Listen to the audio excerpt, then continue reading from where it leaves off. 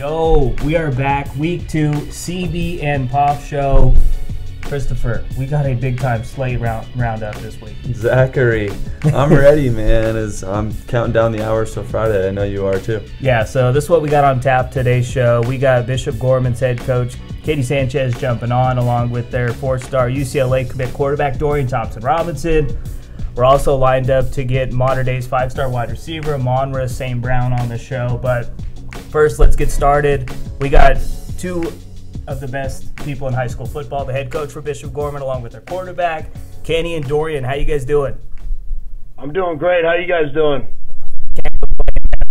Let's jump right in. I want to start with Dorian first. 1 versus 2 this weekend. What's the atmosphere like, and what's it like getting ready to go down to SoCal for a Friday night's game against Mater Dei? Just like any other week. We're going to prepare the same as we do for every week. So, I mean, it's just like any other week at practice. And also, too, I want to touch on your game last week against DeMatha. What was it like for you to finally get that, first start, and then you go out and have a perfect quarterback rating of 158.3 in that win? It was good, definitely, just to get the win. Our offense started a little bit in the first quarter, but we definitely picked it up, so it was definitely good to kind of get out there with my guys again. So. Hey, Dorian, my man over here mentioned your first start at quarterback, and ever since I found out we were getting you on the show, I've been dying to ask you about this tweet you have pinned here to the top of your Twitter account, the one that says Dorian has more scholarship offers than starts at quarterback. Clearly, that wasn't a factor, but I just want to know and hear from you, how do you use that for motivation, or maybe explain to the people why those offers were justified without the starts? I mean, I think I work pretty hard. Definitely just having college coaches come down and see me at practice and stuff. So I try not to worry about it as much, but I mean, with it being out there, it's kind of hard not to focus on it or anything. So I mean, it's there. So. And Coach Sanchez, year in, year out, you guys obviously have one of the toughest, if not toughest, non-league schedules. Same thing again this year. What's it like getting the chance to play, a couple of California teams? You're playing Miami Central, and then obviously DMV-powered DeMatha last week. What's that like for you as a coach and obviously the kids at Bishop Gorman? I think it's a lot of fun because I'm a big fan on preparation and just getting ready for really good teams and putting yourself out there and competing. I mean, that's the number one thing I think we love to do here at Gorman, is just to go out and compete.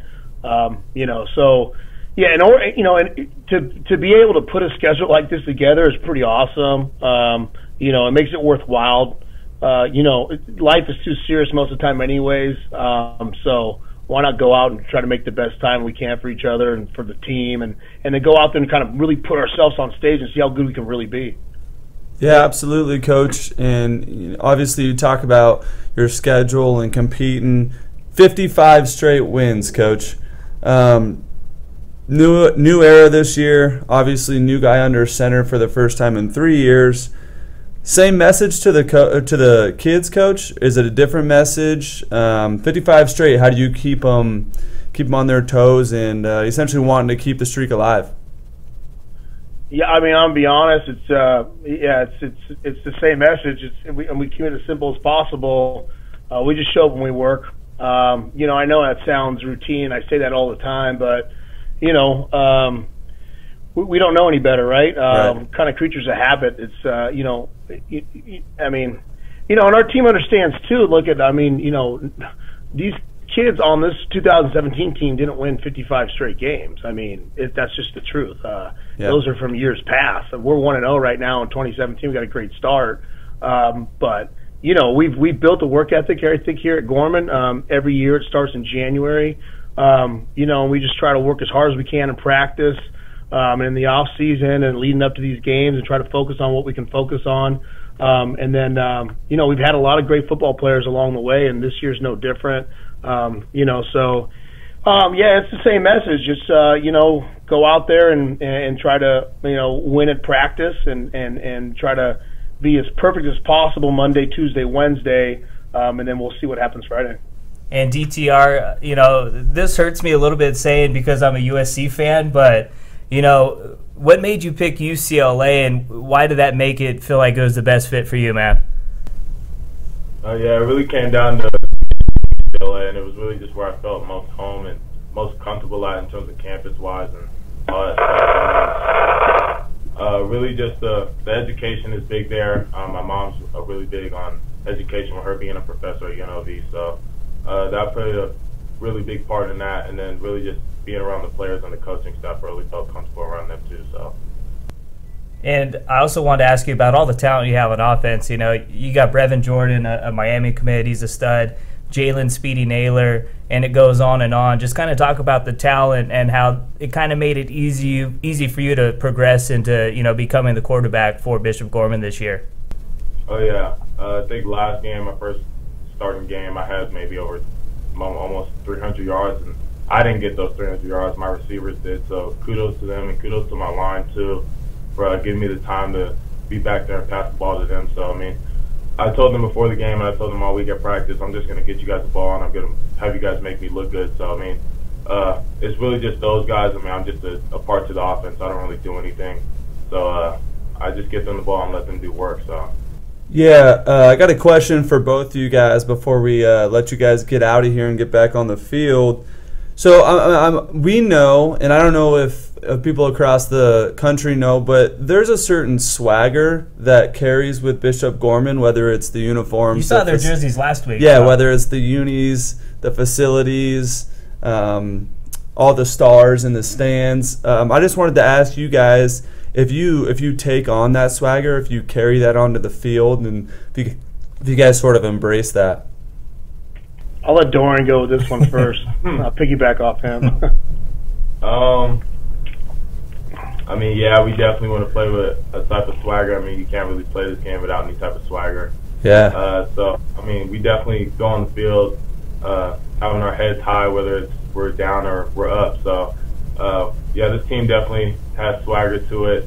And so, we definitely bring that swagger onto the field, whether it be our unis or whatever. They definitely get us pumped up for the game. So. Yeah. Look, I think everyone, like I was saying before, they want to have as much fun as possible. I think it's cool. I think having new uniforms and new helmets, being able to do that for the kids, and I'm all about whatever's going to excite them. So like I said, we're as tough as we can most of the time on the field and in practice and preparing and being disciplined as much as possible we can with the team.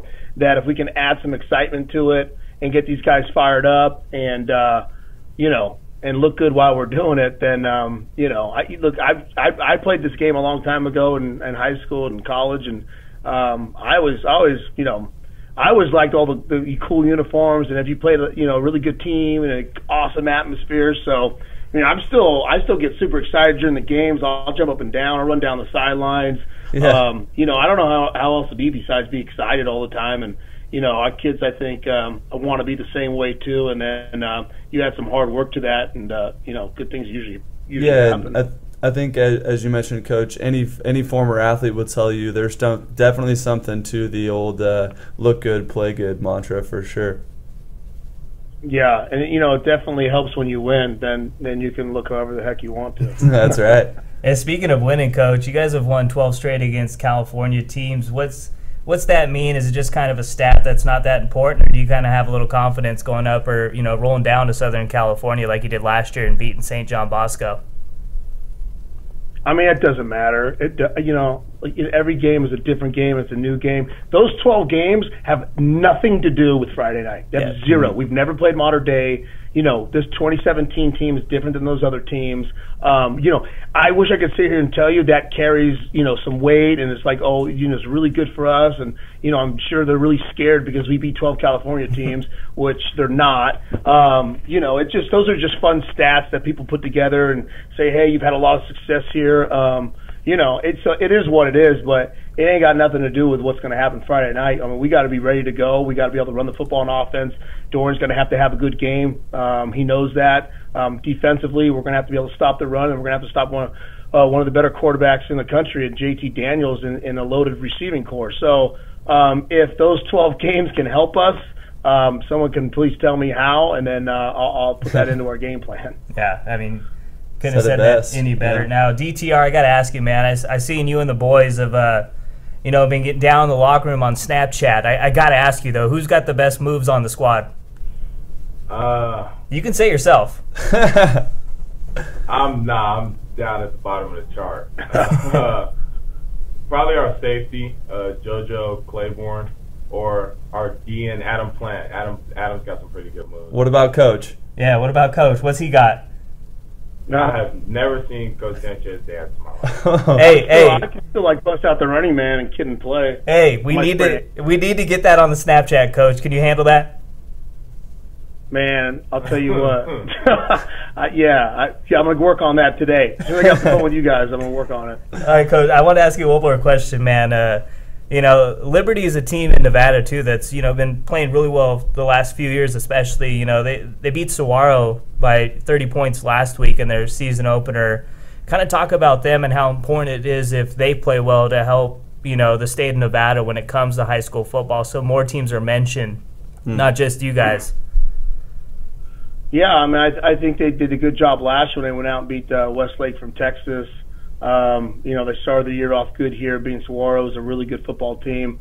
So, yeah, I think any notoriety that comes from your state that's positive in any way is really good. I think this state has had a lot of talent for a long time. It just hasn't been talked about. I mean, you can look at our teams. I know people want to talk about how we always get all these transfers and we recruit from out of state. It ain't further from the truth. I think we have 2 kids on this team, on this roster, that didn't start here as freshmen that aren't from Las Vegas. So there's a ton of talent all over across the state. Liberty has a lot of it, and they're doing a really good job. And we root for our home teams when we're not playing against them. We want all the teams from Vegas to go out and do a great job, and we were happy that they won last week. Yeah, Coach, I'm glad you brought up the idea of what people think about your program and how you're getting your players and stuff, because regardless, we don't have dorm rooms. We're not the IMG Academy. We don't. I get calls all the time. I want to send my son there. It's like, well, you're gonna have to move here and get a job. Yeah. We're a normal high school. We're a private high school. The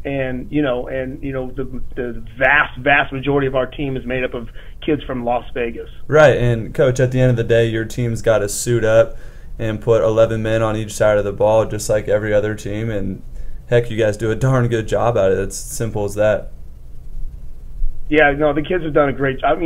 Look, as coaches, all we can do is put a plan together and try to push the kids. I think being a coach and being a mentor, somebody that just tries to push somebody to their maximum ability. But ultimately, we're just here helping. The kids are the ones that have done all the work. I mean, without them buying in and believing in us to help to guide them their way, it's been really impressive how these kids have responded and how they played and how they bought into the program, and to see them grow and be really mature about certain situations. It's been pretty fun as a coach. Because I always say, the credit always goes to the players for the success, any success that we have, and nothing's different this year. All right, Coach and DTR, we got one last question. You're gonna make them do it. Yeah, more a prediction. What's the prediction from both of you guys Friday night down in SoCal? You got first. You want me to go first? That's a smart player right there. Let the coach say, and then he's just going to piggyback off you. I respect that. Well, yeah, because he's sweating bullets over here. He doesn't want to say the wrong thing or the bad thing. Mine's easy. I already know what the prediction is. Every game, I know that our kids are going to play as hard as they can. So my prediction is we'll play as hard as we can. We're coming there, obviously, to win the game. But, my prediction is all about the effort. I could really care less about the win or the loss at the end of the game if my kids played as hard as they can. And that's all I can ever ask for them in every single game. So I know, I guarantee our kids are going to show up and we're going to be right there no matter what's going to happen. DTR, you want to give us a score, baby. Let's see. I'll go 35 28 us. Okay. Well, they got 28 points. I knew Coach was going to say that. We're not giving up 28 points. I'm talking to the defensive coach, and we just gave him 28. I think he threw 3 picks for touchdowns. That's what it was. But then he came back kind of like Terry Bradshaw did in the second half and threw 4 touchdowns. I was going to say, Dorian knows who's putting points on the board. Right, I love it. All right, guys, I know you got a lot to do. You're getting ready for this game, so go practice. And once again, thanks for jumping on the show today. Yeah, to the both of you guys, man, I appreciate you clearing some time in your schedule, and best of luck this Friday and on the rest of the season. I'll see you guys down the road. Thank you. Yeah, right on. Go Gales. Thanks. I love it, man. DTR, one of my favorite guys in high school football. So candid every time, man. The thing that a lot of people might not realize is not only does he have to take over at quarterback for one of the best high school football programs. He hasn't started in 3 years. And he also had to replace Tate Martell, who was one of the best high school football quarterbacks ever. And what did he do in his first start? 35-23 dub. Yeah, and I think you make a really good point there, and that goes to coaching as well. Oh, yeah. Clearly they had prepped him. He hasn't started a game at quarterback in 3 years. He was the third leading receiver last year for him, too. Yeah. The kid's an athlete and a better quarterback. Not to mention he's not working on his craft outside of, playing a receiver. But, for the coaches to get him up to speed on the offense and everything like that, and then to come out and have a performance like that in game 1, clearly there was no steps missed. Yeah, we're going to break down all of the top 10 games, spend a little bit of time, obviously, get our predictions for Bishop Gorman, Mater Dei. Right now, we're trying to work to get Amon-Ra St. Brown on, so we're hoping to get him on next, and then we'll jump into the top 10 games. And speaking of playmakers, Amon-Ra leads the way for a very talented Mater Dei squad. And I think we might have different predictions on the game on Friday, so we might. You guys are going to want to see this one through. You're definitely going to want to stay tuned to that. And CB, we mentioned earlier we were going to get Mater Dei's 5-star wide receiver Amon-Ra St. Brown on the show. He's here. How's it going, man? Good, how are you? Can't complain, man. And, big game Friday, 1 versus 2. Kind of what are your expectations going into this one against a team that's won 55 straight? Yeah, Bishop Gorman's probably, they've been one of the best teams in the nation for the past 3 or 4 years. So, we know what we're getting into. Big O-line, physical, great coaches, great quarterback. Just all around, I think it's a great team. So, we have to prepare, but it's going to be a good game, I think. Yeah, Amon-Ra, you mentioned a great quarterback over there at Gorman with Dorian Thompson-Robinson, but you got a pretty good one yourself. Talk to me about your connection with JT and how you guys have grown together over the past few years. Yeah, JT being a freshman when he first started, I think really helped him out a lot because, I played a little with JT before high school with FBU, but that was about it. So coming into high school, he being a sophomore, and then him being a freshman, we've been playing together now for three years straight. So, I think we've built a pretty good chemistry together. He knows where I'm going to be. I know where he's going to throw it, so I think it's pretty good. And right now you're battling a little finger injury. And how hard was it for you last week to, have to sit on the sideline and not – I know you guys won 31-7, but how hard is that for you? Because I know you want to be out there competing with your boys. Yeah, definitely. It was hard, but, there's you really got to, sit back and really be part of the team because, sometimes you get hurt, things happen. So I think you just have to learn how to cope with that and then, just deal with it, And everyone wants to know, right now it looks like game time decision, but kind of, what are the chances you think you're going to be playing Friday night? I'm not sure. It's a game time decision. Cool. Amon-Ra, you've been on a lot of talented Mater Dei squads over the past couple of years. I want to hear your opinion and get your take. If you think top to bottom, is this the most talented roster that you've been a part of in your years at Mater Dei? I would say offensively, probably it's been probably one of the most explosive offenses I've seen in a while here at Mater Dei. But defensively, I'm not sure. We're pretty young on defense, so sure. I don't know if we have to see. I'm gonna have to see how our defense plays. Throughout the season to really make a good estimation as to how good our defense was compared to last year. Last year's team was pretty good. So, But I think our offense is definitely really, really explosive this year, really powerful. So offense is probably one of the most, dominant I've seen in a while. Sure. Speaking of dominant players on offense, you got a couple of brothers that are big time also. One at Notre Dame, one at Stanford. I got to put you on the spot though. Who's number one in the St. Brown family?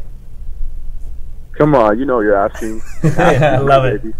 Hey, while we're on the topic of your brothers, can you talk a little bit about how EQ and Osiris have mentored you and what you've been able to take from them as an understudy and just watching them at the next level as well?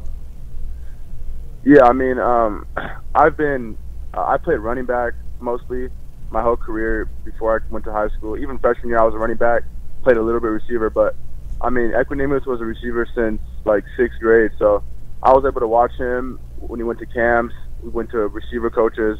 I was able to pick up a few things from him.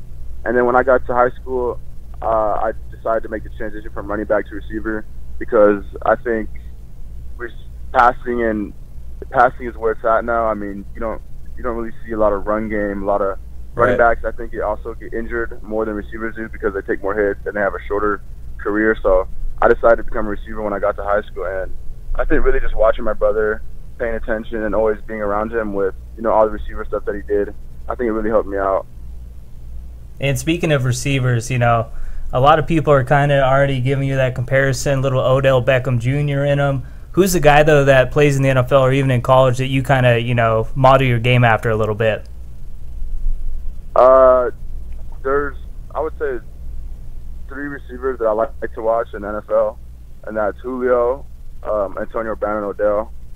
I think they all play a little different, but I think they're all really great receivers. Yeah, it's three pretty good names. Number one though out of those 3 cats. Julio. Yeah. You got to go. That guy's a beast. Guy too. Hey, I wanted to ask you about Coach Rollo. We've seen some chatter preseason, and people always want to talk about how Mater Dei has churned out really good teams, but they've never won the big game. Can you just talk about what Coach Rollo has meant to you and just what you feel about him and how much success he's had there at Mater Dei? Yeah, I mean, Coach Rollo is one of the greatest coaches ever in high school. I mean, he's been doing it for so long now. He knows so much. He's so good with the players. I mean, I think he's one of the best, also motivational coaches. So I really like Coach Rollo, but I mean, as we know, he hasn't won the title since 1999, I think it was. But I mean, that's all relative. So I mean, we have a good chance of changing that this year, but we'll see how the season goes. I mean, we gotta play really well. And I want to ask too, how do these games, like you got Bishop Gorman on the schedule, and you also got Bergen Catholic and St. Mary's. How does that help you guys, though, prepare for the Trinity League? Because, in my opinion, the Trinity League is the toughest in all of high school football. Yeah, I think playing those great teams in the preseason really gets our team ready for Trinity, as you said, one of the hardest leagues in football. So I think really playing them gets us ready for the real show, which is Trinity League, and then playoffs after that. Because our ultimate goal is to win CIF. I mean, yes, it would be great to beat Gorman on Friday, but at the end of the day, we can go 0-5 in preseason and still win the CIF. So I think preseason is just for to get our team ready. Yeah, and we talked about the Trinity League. I just wanted to ask you: do you guys look at, let's say, a game with Bosco as even meaning a little bit more than the Gorman game? Is there sort of a rivalry there? I mean, that we as viewers, clearly we see that's a rivalry, but is there something more that as viewers, as outsiders, we don't pick up on as much as you guys? Is there a little tension there that we don't know about? I mean, I don't think so. I think you're kind of right. I mean, we've built a little rivalry over the past couple years with Bosco, I would say. I mean, Bosco's been one of the most dominant teams here in California. So when you're such a great team, and us, we're obviously going to be rivals because we're going to compete every time we play. So I mean, yeah, I think us and Bosco, it's a big game, definitely one of the biggest games of the year for us. But no, Gorman this Friday is going to be huge for us too. Hey, I probably shouldn't do this, but I gotta be real for a sec. I'm a USC fan. JT Daniels committed to USC. Is he already starting to kind of sway you maybe to go fight on with him, or what, Amon-Ra? Definitely, he's always, pushing the envelope for me to go. You go to SC, make the commitment, but you should. You really should. Not really sure what I want to do yet, but yeah, he's been hitting a few times for me to go to SC. Sure, yeah. I mean, what are the front runners for you right now if you had to pick a few? I don't really have any front runners right now. I want to see how I want to take my official visits, see how certain teams utilize their freshmen and some of their players. So I don't really have any front runners right now. Yeah, absolutely. And I think I asked a guy who was on our show last week, and I'm going to ask you this week as well. As a recruit, as a top guy in the class, how do you feel about committing before the season, mid-season, and after the season? Clearly, you've made your mind that you're going to wait, but versus other top recruits, how do you feel about getting that out of the way early, or waiting, or just whenever the time is right? I don't really think it really matters when you commit. Some guys like to get it over with before their senior season, so they don't have to worry about that during the season.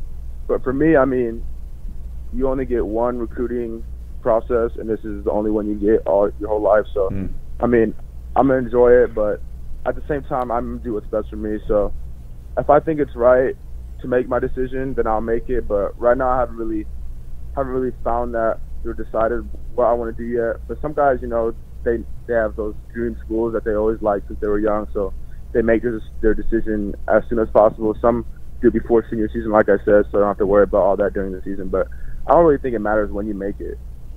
All right, man. We're going to get you out on this. We need a prediction, and I know you might give us the cliche answer. I just want to point out we had DTR on earlier, and he said Gorman 35, Mater Dei 28. So we got to get a prediction from you. Wow. I got Mater Dei 28, Gorman 24. Book it. I like it. So it's going to be a doozy either way. All right, Amon-Ra. Hey, we'll let you get back. I know you probably got practice gearing up for Gorman, so, of course, thanks for jumping on the CBN Poff Show, my man. I appreciate your time, Amon-Ra, and good luck this week, man, and for the rest of the season as well, buddy. Thank you. That right there, ladies and gentlemen, one of the best wide receivers in all of high school football. He got 21 touchdowns last year. Yeah, as a junior, it's been really interesting to watch all three brothers too. Yeah. And what's cool is he was talking. You asked him about JT and USC. Mm-hmm. It really is. Knew I was. So. It really is an open playing field. I mean, you look at both brothers. EQ went to Notre Dame. Osiris is at Stanford. I mean, it's a clearly there's not like a let's just follow the trend here and go where older bro went. So if he ends up at USC, I wouldn't be surprised, but you never know. I guarantee my horns are in there somewhere, man. I tell you what, you line him up and you let him play with Michael Pittman. Ooh, get your popcorn ready. I'm not a USC guy, but there's a lot of talent right there. All right, Brown. So we had a couple of interviews on today. We talked to Coach Sanchez along with Dorian Thompson-Robinson for Bishop Gorman, along with Amon-Ra St. Brown, the 5-star receiver from Mater Dei. Still game time decision. Not sure if he's playing. Who you got? Let's jump into the games of the week. Yeah, this is number one. I said at the top of the show that I believe we would have a different prediction. Mm-hmm. You have Mater Dei ranked number 1, so I know where you're going to go. Yeah. But I'm going with the boys in Vegas, man. We talked about it with Dorian and Coach Sanchez, man. There's a swagger when those guys show up, and they're not afraid of the spotlight. Take a guess. How many days do you think it's been since Bishop Gorman lost the game? I figured this out, and luckily Google works. It was pretty easy for me. Well, 55 straight, so let's see. You have to go all the way back to 2013. Okay, so X amount of years, shoot, over 1,000 days. Yeah, that's good ballpark over there, buddy. I'm going to say 1,486 days. Dude, that's good. I don't even remember what the exact number was, but it was 1,400 and something. So okay, I'll give you a pass on that. You get a go on that. What's the score? Oh, I like Dorian's prediction, but I think it might. I believe in both defenses. I'm gonna go I'm gonna go with St. Brown's 28-24. Flip flop. But I'm going Gorman. Yeah. Mater Dei 27. Bishop Gorman 21. Book it.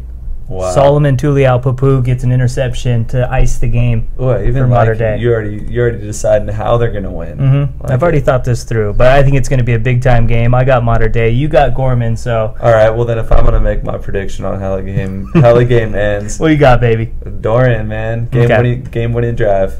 Hey, he looked good last week. Another huge game. It's not getting as much spotlight because number 1 versus number 2, but it's number 3 IMG Academy against number 6 Corona Centennial. This game's part of the Honor Bowl. Another big time matchup. Last year, it was probably the game of the year. I was going to say. Definitely during the regular season. 50-49 win for IMG. Needed a 2-point conversion with 12 seconds left. So yeah, not the game of the week, obviously, because we have 1 versus 2. Yeah. But like you said, probably the best game of the year, regardless, playoffs, anything. The best game of the year last year. I'm gonna roll with Centennial this year. I think both of us know they were in place to win that game last year, and it didn't happen for them. And Kellen Mond was a man down the stretch. Yeah. But yeah, I'm gonna go with Centennial. It's a really high-powered offense, and we've talked earlier about IMG taking a couple steps back on the offensive end. Yeah. So I'm going with Tanner McKee and the boys at Centennial. I'm going to piggyback off you, too. I'm going with the boys from the IE down in the 951 Corona Centennial. I love what Tanner McKee's doing. They got this cat, Gary Bryant, 2020 guy. He's going to be that next great athlete from Corona Centennial. I like the tempo that they bring to the game. And I don't know if IMG's offense, specifically the quarterback position with Arthur Sitkowski, will be able to hang with Tanner McKee. It's going to be a good game, though. IMG's loaded on defense. Xavier Thomas, Teron Vincent. I mean, it goes on and on. So we both got Centennial. We'll run through these next 8 real quick. Texas is back. Of course, before we pick any games, thoughts and prayers go out to the city of Houston dealing with Hurricane Harvey. It's been just a terrible thing to see go down.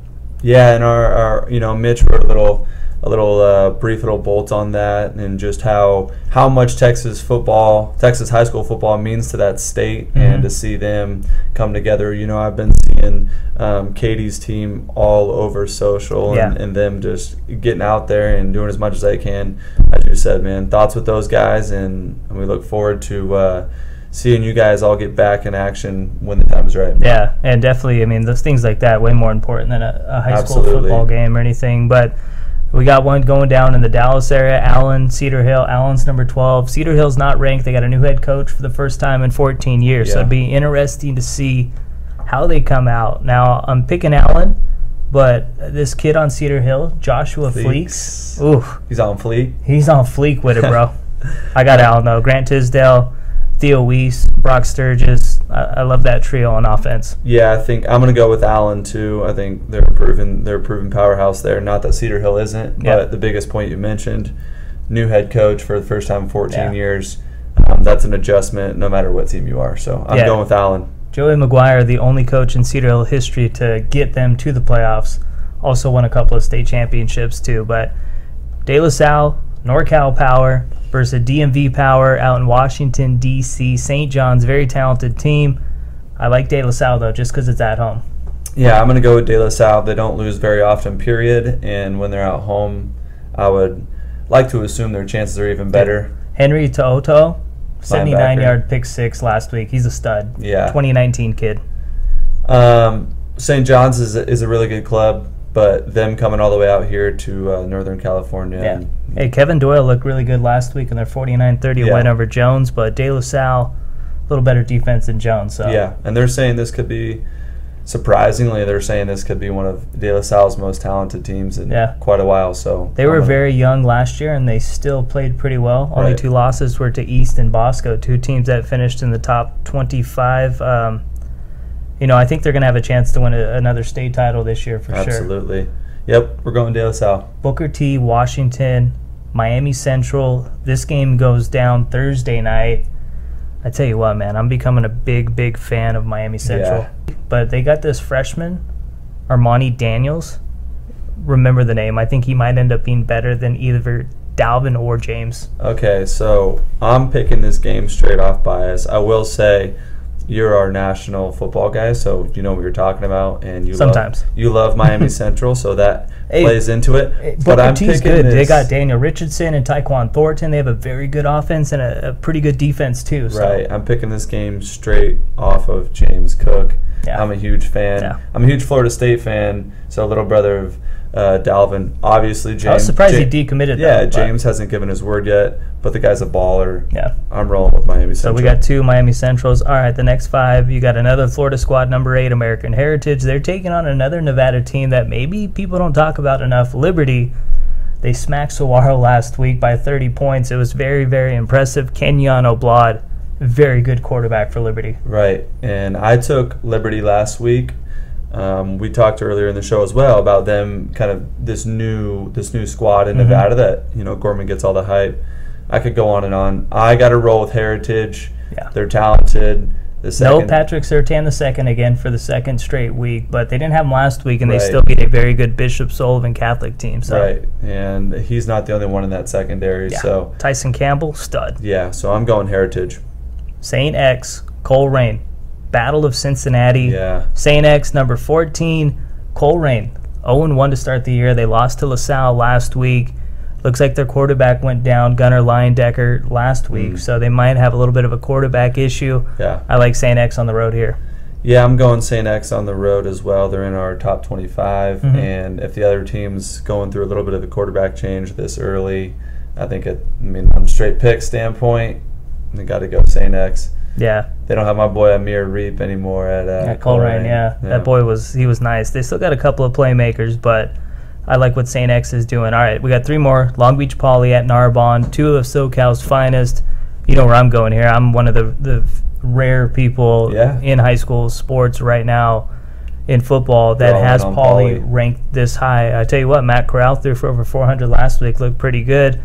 Faces a way better opponent this week, though. Narbonne really good. You got Raymond Scott at linebacker, a USC commit, and Jalen Chapman's a big-time quarterback for Narbonne. It's going to be a fun game, but I like Poly on the road here. Yeah, you were sort of pegging this one on Poly's schedule because this one in Mission Viejo. Yeah, they don't have necessarily the big ones that other guys have, but you've been all in on Poly from the start. Yeah. And I believe in sort of the influx of talent they got in the offseason, and I do think Corral's one of the top quarterbacks in the nation, and I'm rolling with that arm any day of the week, so I'm going Poly. 2 for the Jackrabbits. Mountain Point, one of the best teams from Arizona, against Chaminade, a team I think some people might be sleeping on because obviously they lost their quarterback and then they lost TJ Pledger to IMG Academy. Andrew Van Buren, though, he's a running back to keep tabs on this year. He's a Boise State commit. He had over 200 yards and 4 scores, I believe, in their 47-10 thrashing of Oaks Christian. Sure. Mountain Point, they suffered a big loss before the season even started. Matthew Polomau ruled out for the season with an injury. And, he's one of the top players, one of the top defensive linemen in the 2019 class. Mountain Point does have their running back, though, Gary Bragg. He tore his ACL last year. So I think whoever runs the football better in this one's gonna get the dub. I like Mountain Point on the road here, but this is a pick 'em game in my eyes.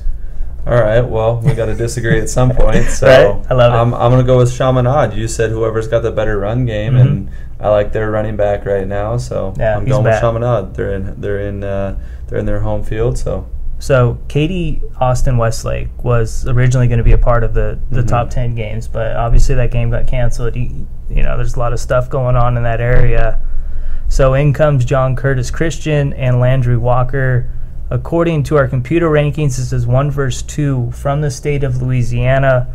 I'm still not sure if Landry Walker is really number 2 in the state right now. Okay. Because they lost their quarterback, Kation Thompson, who is now at Mississippi State, I believe. He was the Gatorade Player of the Year last year in Louisiana. But, I like what John Curtis is doing. They're very young. A lot of returners coming back. Very stout defense and a pretty good quarterback. I like John Curtis here on the road. Yeah, I'm going to go with John Curtis as well. They're the number 1 team in the state. Yeah. And they usually have some ball players every single year. So I'm going to roll with John Curtis as well. Well, CB, it's been fun.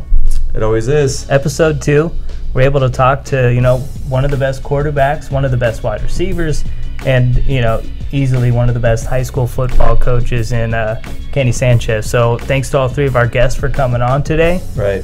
CB, we're almost here. Friday, 1 versus 2. The history of 1 and 2 is rich, man. If you guys want to check something out, head over to MaxPreps. We got an article going out about the history of 1 and 2s, dating all the way back to 2001, I believe. Break down the quarterbacks. We're breaking down the game. And then obviously we're going Facebook Live on Friday to talk about all of these games too. So make sure and check us out, baby. Yeah, and even if you're just a standard football fan, I mean, Mater Dei Gorman has about as many storylines as you can get. So find a way to tune in or follow along. It's gonna be a hell of a ball game. Well, CB, we out. For Chris Brown, I'm Zack Poff here on MaxPreps.com. This has been the CB and Poff Show.